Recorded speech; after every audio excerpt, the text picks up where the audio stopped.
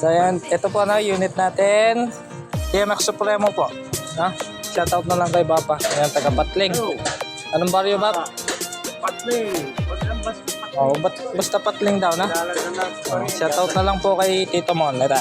Ayan nga. Santa Lucia. So ito may unit tayo dito na Supremo. So problema niya may tumitik-tik na. Parang tumatalon-talon na ingay. Okay? Baka ang unit niyo ganito. Pakinggan nyo na lang.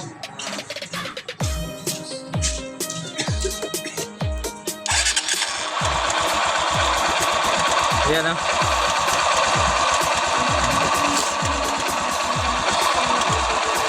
Ayan yung parang tumatalon-talon po na pitik na.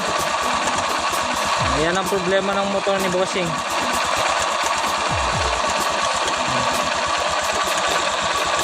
Diba?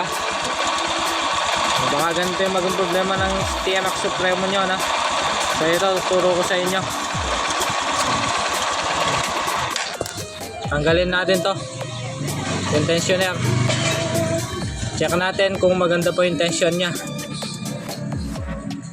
or pasira na ang tensioner na to, no? Baklasin natin.